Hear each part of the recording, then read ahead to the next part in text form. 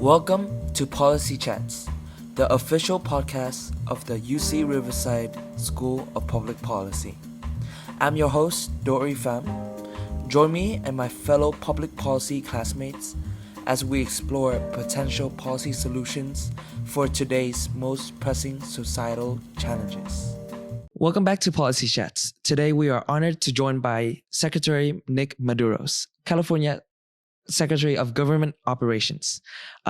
You were appointed by Governor Gavin Newsom, and you oversee 13 state departments and more than 23,000 employees and nearly $5 billion in operations. And so in today's conversation, we'll explore how California is modernizing state government, improving the way that it delivers services, and preparing the next generation of public servants for careers in government.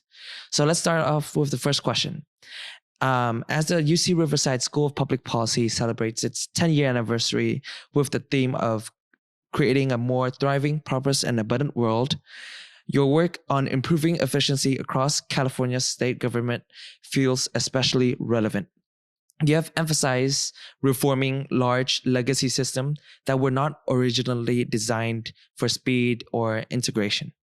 From your perspective, what are the biggest structural constraints, whether that's institutional, regulatory, or cultural, that slow down reform? And how are you approaching change in a way that is both scalable and sustainable across all of your departments that you oversee? Well, first of all, thank you so much for having me here today. It's really a pleasure to be with you.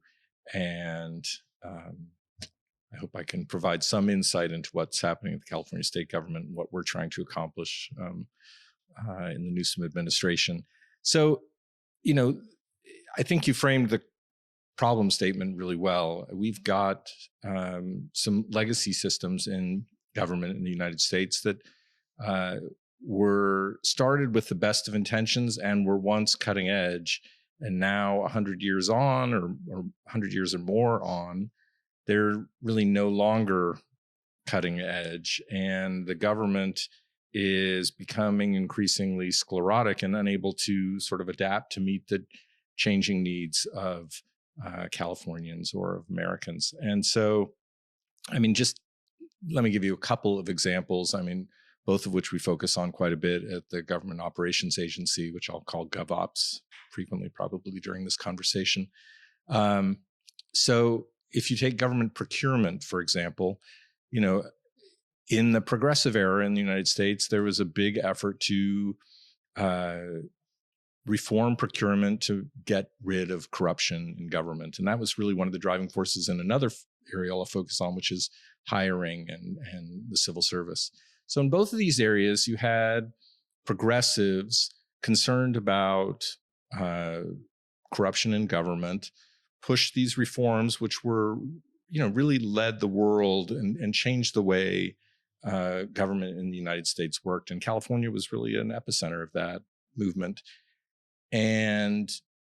But take procurement, at the time this was done, there were small general stores were generally where you got things. And, the Sears robot catalog was probably, that was, the Amazon of the day.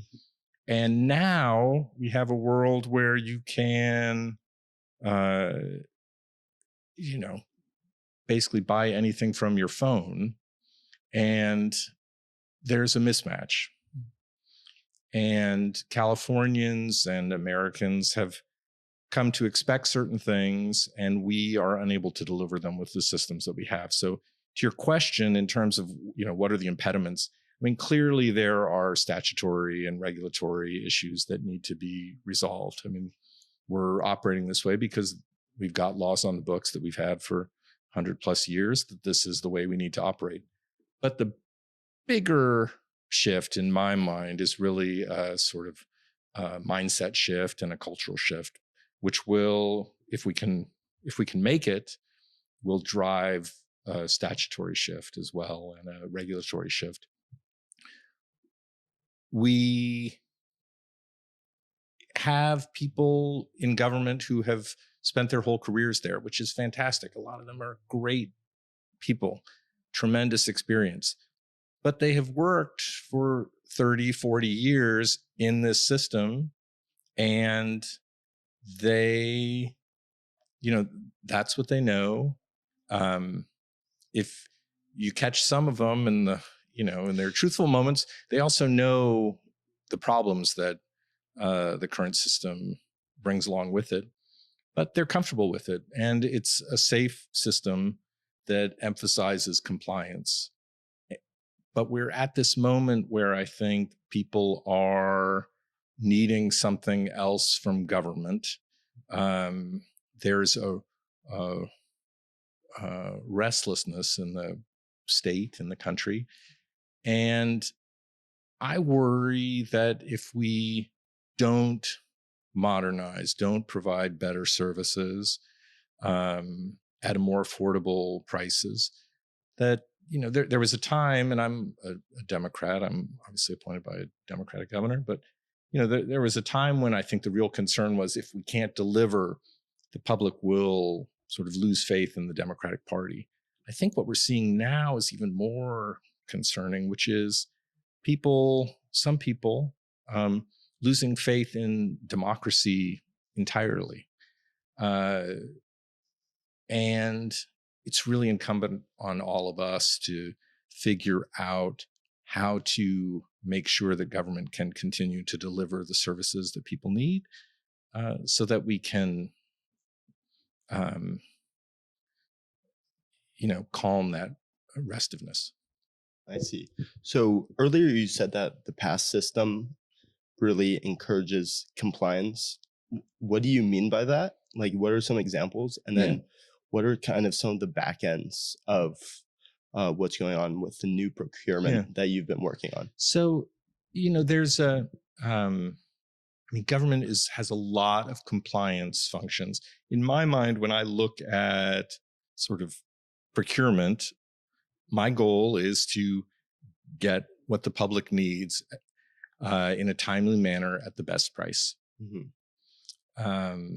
And that's what the system was set up to do. It was set up so that, again, to get rid of corruption, people, you would advertise, these are the things that I need. You would frequently publish it in the newspaper. People would submit sealed bids. You open the sealed bids in public to find out what the competitive price is. And that's still the system we've got. But I can now look on my phone and find out in 10 seconds what the most competitive price is. Mm-hmm.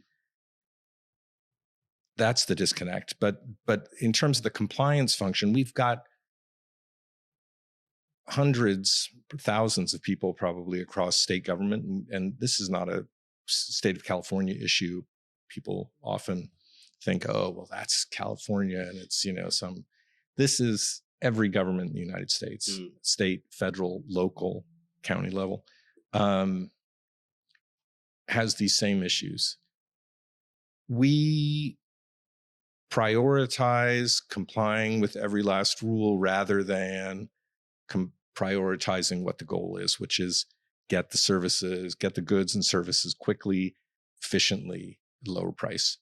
And so even the people working in it, if you went to Walmart, for instance, and went to Bentonville, and I'd like to go, I haven't been yet, but I've been to Bentonville, but not to Walmart to see their procurement.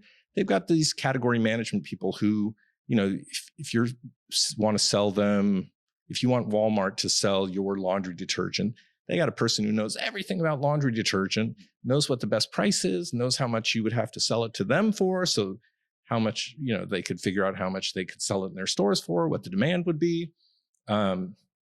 If you came to sell something in the state of California, we have people who know about whether or not you complied with clause 4C of the contract. They're not experts in the goods or necessarily the services. In some cases I'm speaking in broad generalities, but I think that's the difference between being focused on compliance and having it be a system driven by lawyers. And I'm a lawyer, so I don't mean to denigrate anyone. and a system that's driven by what the real end goal is, which is not just making sure that the contract had all the T's crossed and I's dotted, but that the public was well served by getting the best deal. I see. And out of curiosity, you mentioned that like in your statement that you mentioned that government, you're under your control, you know, gov I don't know ops. control, but I'm Well, sorry, not control, but like your like era of leadership, management leadership. You are starting to like slowly reform the way that government operates. Can you give us like a little more insight on like what that means and how does it look? Sure. Let me, I'll give you a couple examples. One is on hiring, which I mentioned earlier, which is sort of has some parallel problems in government to procurement, which is, you know, the real goal is let's, as efficiently as possible, get the best people into government and keep them there, train them, keep them developing over a career so that they can best serve the public. That's the goal. The goal is not, again, to make sure that we filled out all the forms properly. I mean, sometimes you got to fill out forms in government and outside of government, but let's not mistake that for the goal. So in the state of California, we had a system. So we have something called the California Department of Human Resources, CalHR, which is part of the GovOps family. We also have the State Personnel Board. And in the California Constitution, there's a requirement that hiring be based on merit. Again, this is dates back to the progressive era. They were concerned that politicians were hiring people just based on favoritism. It's fantastic principle. And we do have to hire based on merit. Somehow, over the years in the state of California, what became equated with hiring based on merit is a system that was incredibly convoluted. So, for example, when people would apply for jobs, the applications all go into a central repository. And eventually they get to the hiring manager who posts a job. And so they may get a couple hundred applications for an opening, not to discourage students from applying. They're not all jobs get a couple hundred applications, but so they may get a couple hundred applications.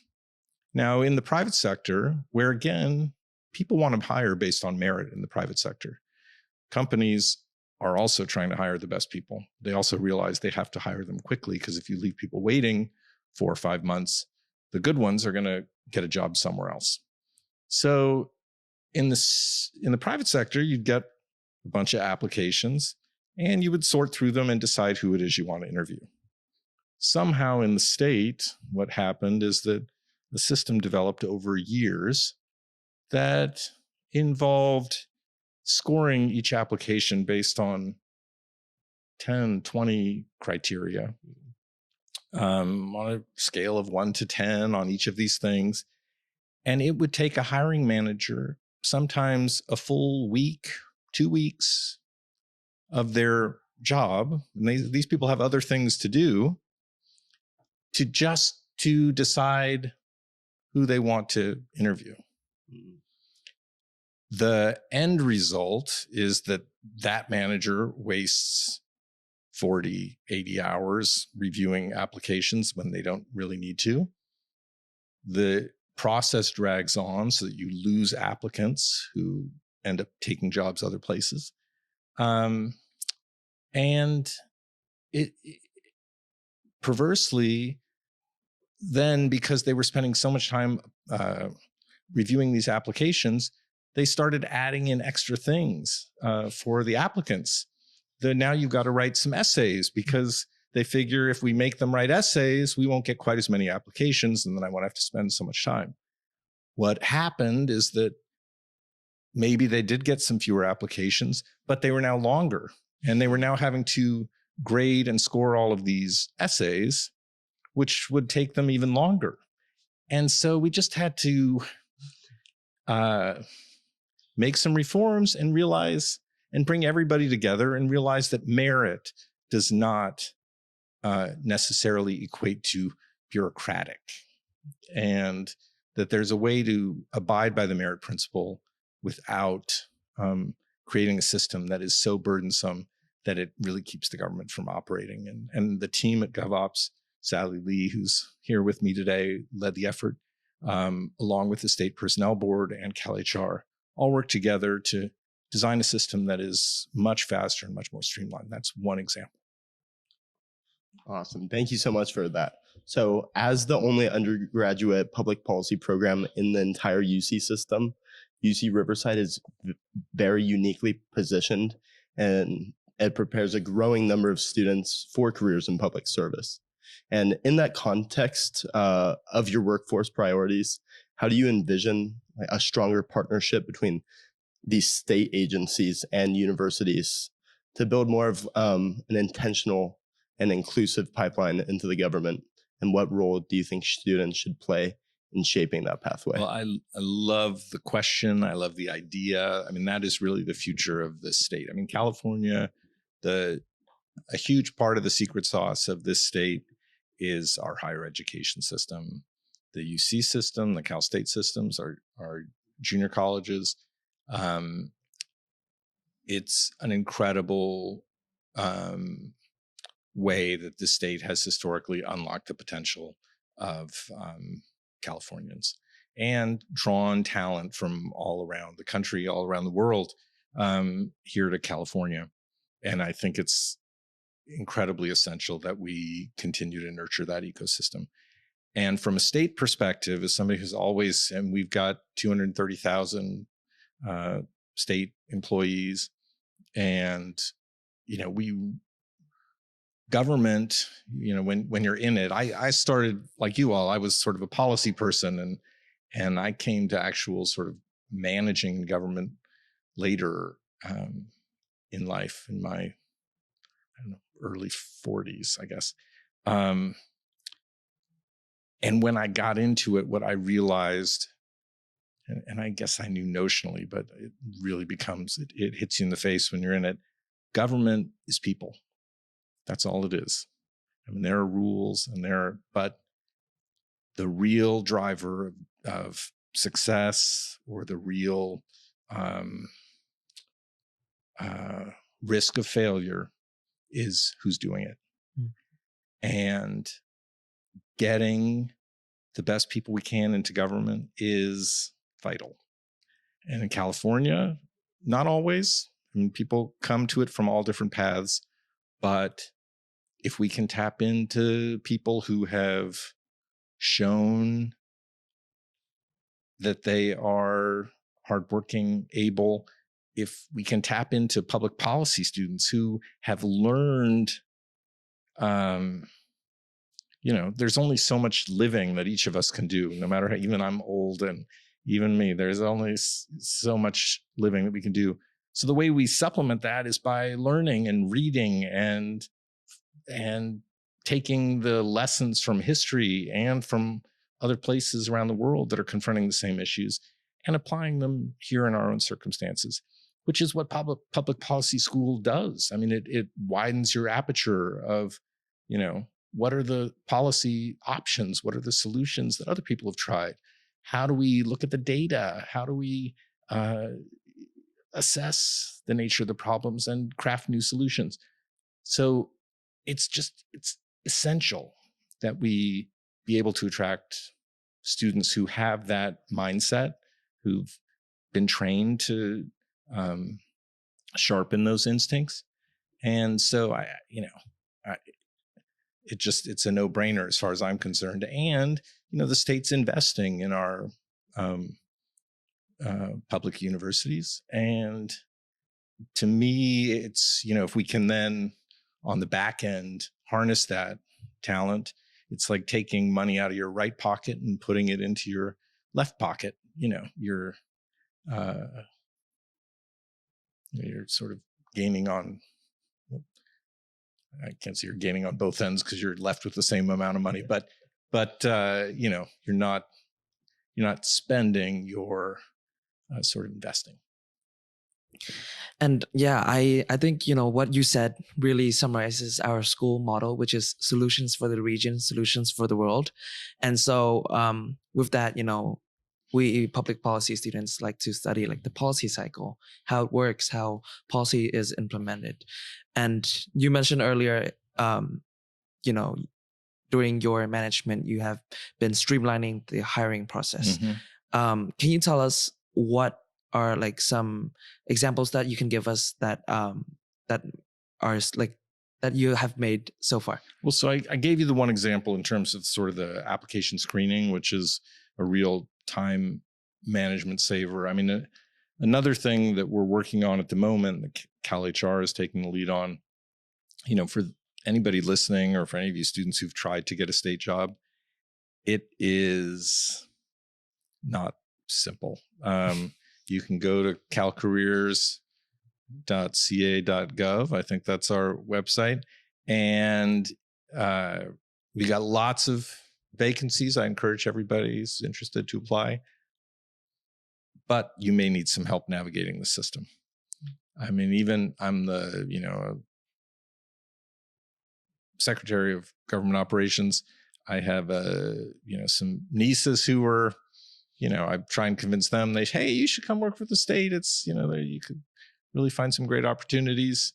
And then I try to log on to figure out which jobs they could, you know, be qualified for, how to apply. It's very difficult. It's not easy. And so one other thing that we're working on now, and it's the tool is, they've just started to build it. I hope it's goes live soon, is using AI actually to let people sort of upload their resumes, and the system will look at all the available job classifications and tell them like, hey, these are the ones that it appears that you would be eligible for, because the state has all of these minimum qualifications. We have hundreds of job classifications, many of which don't have necessarily it's not obvious what the private sector analog is to some of these jobs. We have things, I mean, we just changed the name to just analyst, but we used to have something called like associate governmental policy analyst. I think that's what AGPA stands for. I could be wrong.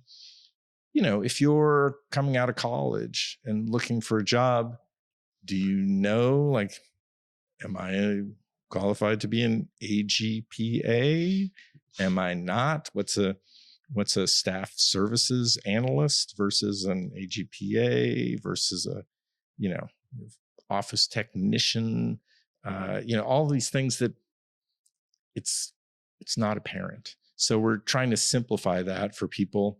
You know, the ideal thing would be to sort of create a whole new system. It's very difficult to create a whole new system. So we're trying to sort of put a much cleaner, easier to navigate front end on the system so that we make it easier for people to get in, which is frankly in the state's interest, because we, again, government's people, we want the best people we can get. Mm-hmm. And as a follow-up, so you mentioned that you want the best people, the best and like the brightest out there. And one really big factor when like considering jobs, especially as students, is like the pay. Are you doing anything regarding like, you know, like increasing the pay or any changes to the pay or any like intangible, you know, incentives? Well, so I don't control the pay of the all of the state workforce. Alas, if I did, I would. I don't control the pay. Let's leave it there. Pay is generally negotiated with the various unions who represent non-supervisory state employees, and you know, we're doing better in some sectors than others. I mean, it is definitely an issue. The state budget's been, you know, we had some very strong years. I mean, sort of counterintuitively, when COVID hit, we were braced for sort of a complete crumbling of the economy, but with the federal and state governments sort of pumping resources into the economy, we actually experienced a huge boom in state revenue. And then when COVID subsided, when you would think, okay, now we're going to get back to normal and everything's going to open up, and we're going to, we've seen a drop off in revenue, and we've got still some of the increased cost basis in some of these programs. So it's been tough. And that is an issue. I do think, we're still competitive, and these are good jobs. And it depends on the classification. Obviously, like IT, for instance, there was some class consolidation work done a few years ago, recognizing that the private sector was really outcompeting the state. And so we needed to make it more appealing. The state also, which is one of the things I didn't realize, I joined the state I've been in 9 years in state government now. So I was in the federal government before and in the private sector before that. So I'm in my mid 40s, I guess.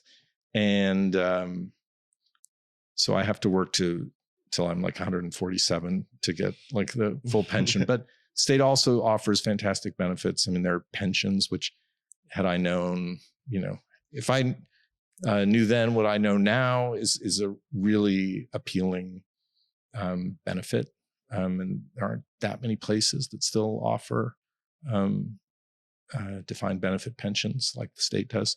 So there's some real benefits, and there's a tremendous amount of growth opportunity for people. So I would encourage people who are thinking about it. We try and make it. You're making a livable wage. Don't get me wrong; it's not. But I think about something that is going to have growth opportunity for you, which state certainly does.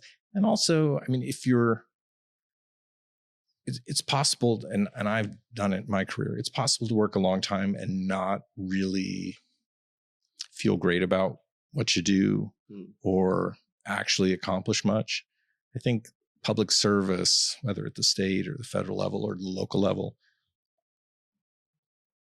offers people who, if that's your driver, if your driver is to try to serve your community or to make your community better, it's really an unparalleled opportunity to do that and earn a living. Because there are, a lot of jobs where a lot of people are making a lot of money, making sure that you get your takeout order 5 minutes faster than somebody else would get your takeout order. That's great. I would also love to be earning, a lot of money.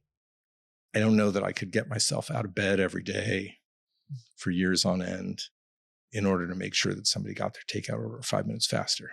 So it's a trade-off.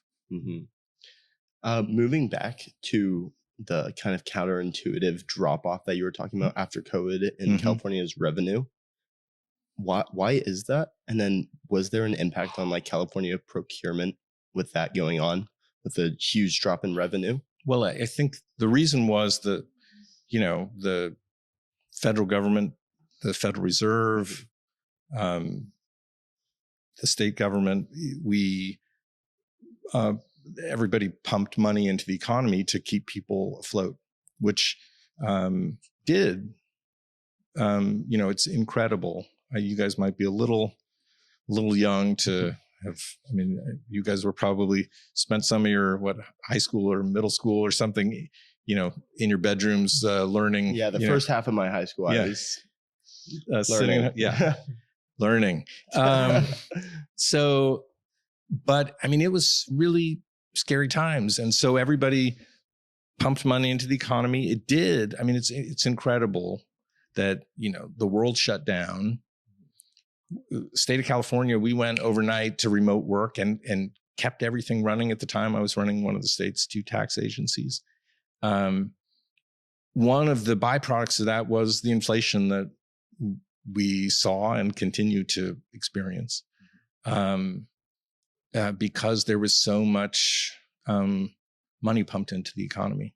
And then the drop off is, once they stop pumping money into the economy, and the government, just like consumers everywhere, is also had to deal with the inflation, because it made everything that government buys more expensive as well, including, all the wages and goods and services.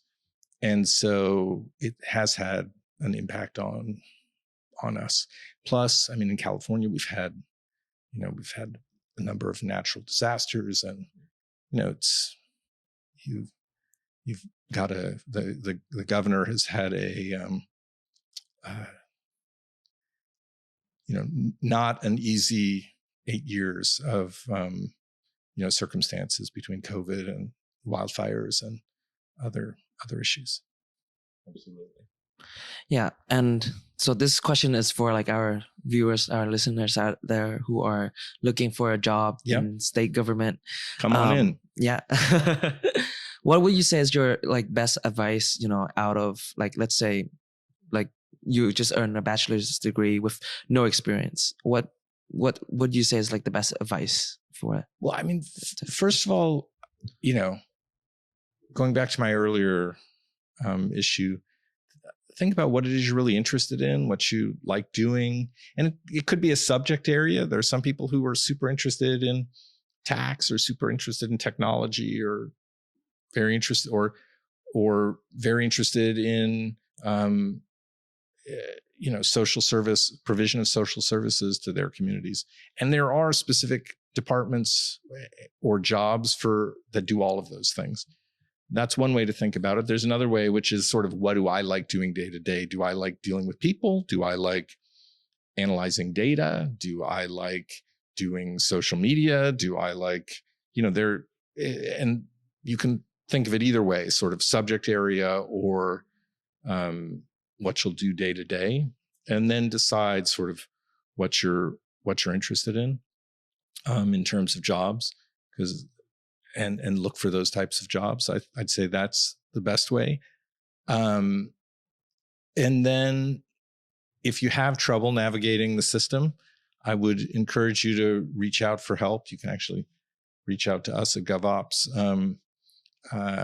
We'll help you. And when I say we, I mean Sally, probably, who's sitting there behind me if you can't see her on camera. Will help people try to navigate the system, because it can be daunting, especially if you're a young person looking for your first sort of real job out of college. I was there. It's not easy, and so that's what I'd say. I maybe lost the question, but no, absolutely, you answered it. So I keep going back. I'm so interested in all of your AI stuff and what California is doing with that. What does the process look like with hiring? Do you outsource the AI engineering? Do you have people who work in those fields come in and build it for you? Or how does that background stuff really look like? So it really runs the gamut. California is the sort of epicenter of the world's AI innovation economy. I will say, and I've got 3 teenagers at home. I've got a daughter about to go off to college. I worry about what it's going to do to the workforce, although I also, having lived in it, and we've been trying to use it all across state government, I could be wrong, and maybe it will throw me out of work too. And I'll be, if you pass me on the street and I'm shaking a tin cup, please throw in a couple nickels. I maybe am less apocalyptic about sort of AI implications than many other people, having lived in it and tried to use it. So let me give you some examples at the state level of, we've tried a bunch of various sort of pilot programs. And it is now, part of a lot of different systems. I mean, you can't do a Google search anymore without, it'll give you a Gemini AI summary at the top. I don't know that that's wildly transformative. At the state level, there's some goods that we're buying that are off the shelf that include AI. We do have teams at every department. All the large departments have pretty large IT shops. We also have the California Department of Technology, which is part of GovOps, and the Office of Data and Innovation, which is part of GovOps, both of which have some real cutting edge IT staff on the programming side that are building tools for the state to better provide services, including AI tools. We've got outside contractors that help us. We're also working with a lot of the big AI companies, have some resources that they'll help out with, given that we're their home state. We appreciate that.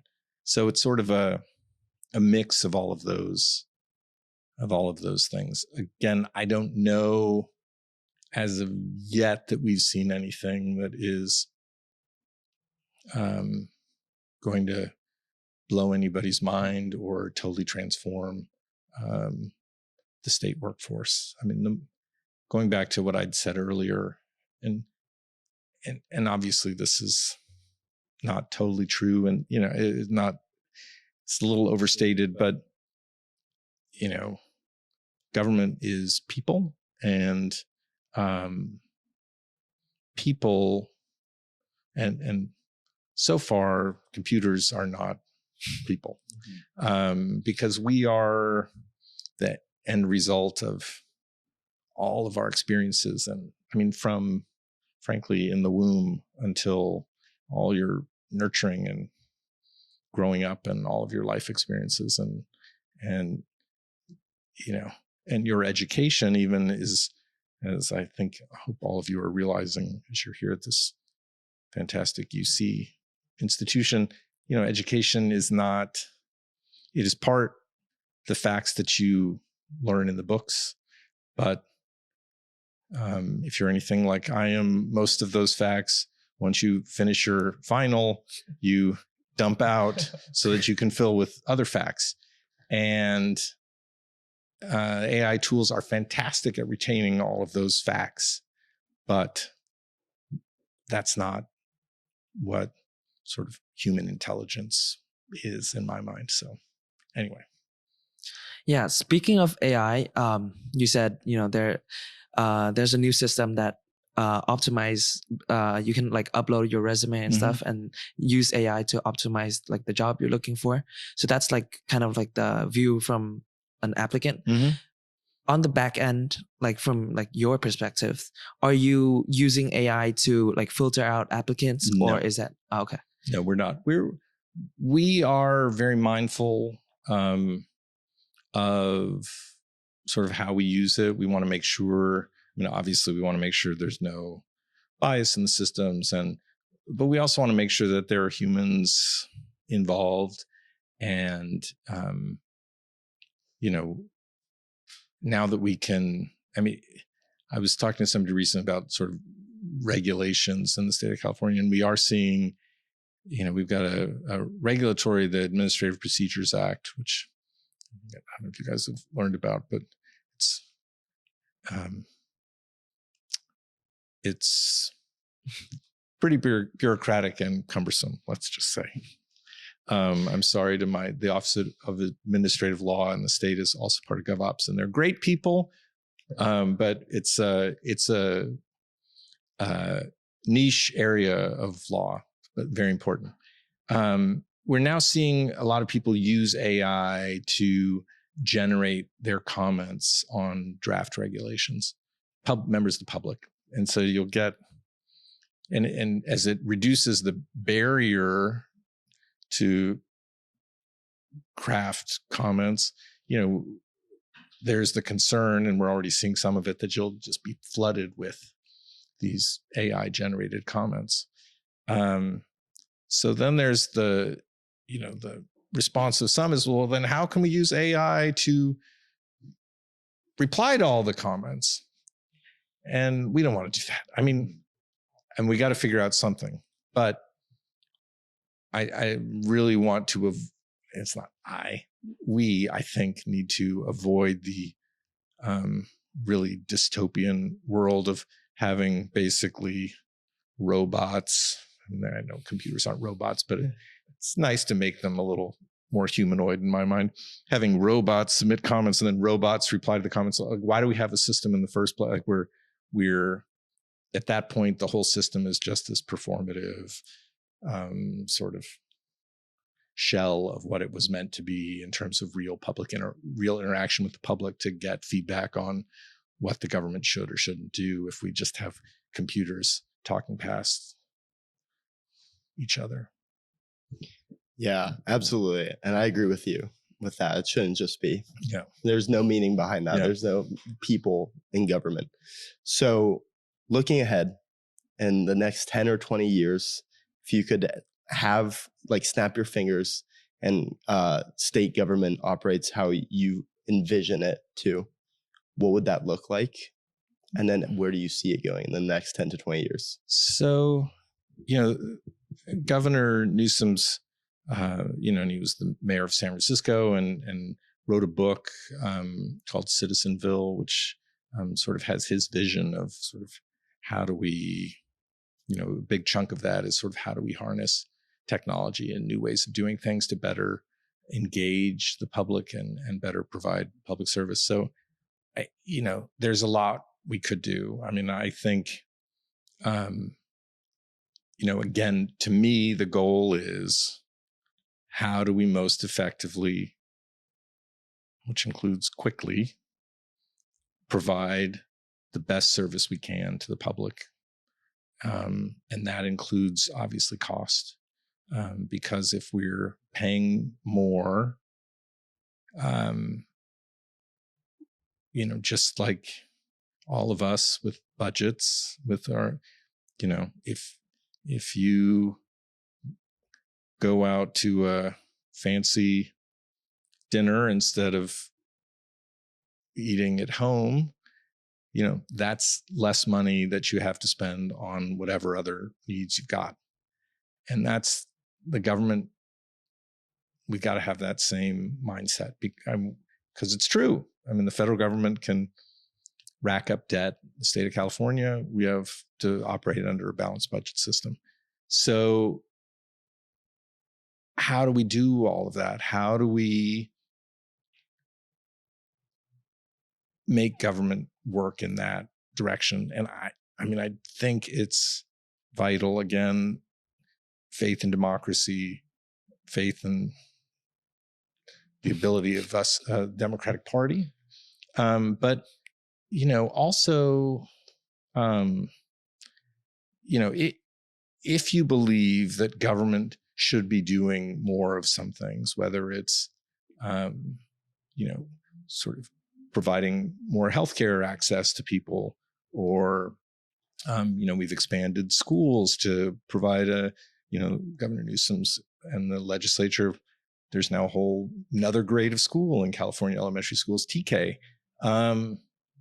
If you believe government should do that, it's really imperative that whatever government is doing, we do well, because the public is not down for us expanding if we can't do the things that we're already supposed to be doing. So it's both showing you can do it effectively and freeing up the resources. And the only way to get more resources are to increase the tax base, which could be from higher rates, broader base, could be from just growing the economy, or to save money on what we're doing and use those resources for other things. So we've got a limited range of options. And I think it's really, what do we do?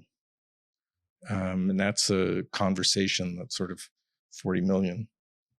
Well, let's take out probably the folks who are under 12. They probably don't have a huge interest. But, there are millions of Californians that need to come into that. So one thing the governor is doing actually, which is meant to sort of bring in the voices of Californians and try and get feedback in a way that's not just limited to the ballot box, is something called Engage California, which the Office of Data and Innovation is spearheading. They've done 2 engagements so far. Third has been announced around AI, actually, to try to provide a digital platform for Californians to sort of talk with each other and with government to try and navigate these things. And so I think, that there's that engagement piece. And then there is, my real interest and passion is, trying to make government work as well as we possibly can so that people, and both so that we can provide the best service on the front end and so we can restore that faith in democracy. Social injustice, health disparities, and climate change. Are you interested in pressing challenges like these facing our region and world? Make your impact by joining the next cohort of the UCR Master of Public Policy program. Learn more at mpp.ucr.edu. How do you compete with the private sector in terms of hiring, in terms of getting those talent? Are you saying that the opportunity to work with me would not be that's not that appealing? Is that what you're No, I'm telling me? It's a challenge, but I will say, I was talking actually with one of our departments, the one I used to lead, which is called the California Department of Tax and Fee Administration, which doesn't exactly roll off the tongue. They had a one-day hiring event out here in the I don't know if they were in Riverside or somewhere here in one of our offices here east of LA. And they had, I think, 400 people show up.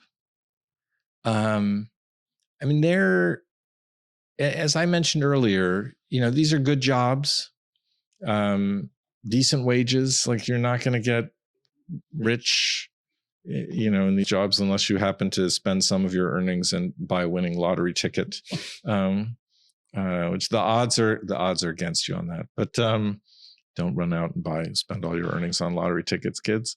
But you can make a decent living. You can have a good work-life balance, and we're getting a lot of people in the tax world. I was visiting an office recently, and we'd had some young folks who'd spent a few years in some accounting firms, and they basically said they were working 70 hours a week, and it just was not sustainable for them, particularly once people have families. And so the state, it's stable. And they're good jobs, and there's real growth opportunity. And again, to me, one of the drivers is a sense of purpose. And if that matters to you, and I realize it doesn't matter to everybody. Some people just, want the most that they can possibly get. If that matters to you, there are few places better than working for the government, either at the state or local level or the federal level. My daughter was talking somebody about college, and recently, as I mentioned, my oldest is going to college in the fall, and they were saying, it's very competitive to get into the consulting club. Now, I realize I'm a little older. When I was in college, there was no consulting club. And no offense to consultants, but in the time of your life, live. Don't,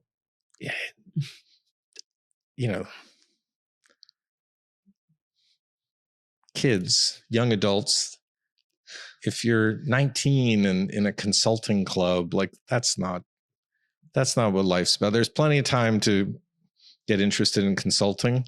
To me, that time of your life, to be idealistic and to sort of think about what kind of world you want to live in, that's what public service is. And one more follow-up. You mentioned a lot about the sense of fulfillment when you have a career in the government. Is that the reason that made you change over from the private sector to the public sector? Yes. I mean, I was working sort of adjacent to government in like policy work and law firms and things. And then, when I went in, I just, I realized two things. One, how much more engaged I was. There's a lot of work in my current job, but, I am generally really excited to get up and face the day and see what we can accomplish. I'm saying with the team, not using the royal we. So there's that, but also, what I realized is that in government, and I would caution everybody who's in the public policy school, part of what struck me and continues to strike me is in government and in politics, there's a big focus on policy and a focus on communications. And there isn't enough focus on the doing. And often, we'll start some policy effort and then everybody runs off. It's like one of my kids' soccer games. Like everybody's running after the ball and nobody is back minding the goal. And so they pass laws and pass some policy, and then nobody really effectively implements it. And then a few years pass. They're like, well, that didn't do it, so let's pass another thing. And then again, nobody really focuses on implementation. And so then they pass another thing, and then you end up with gigantic volumes of laws that are really convoluted, all to address some issue that frankly probably could have been addressed by the first thing if we'd really focused on making sure that we implemented it well. And so to me, that focusing on the implementation, which isn't just about cost, it's about service and making sure the government works, it really energized me when I first went into the federal government. And then I was Governor Brown.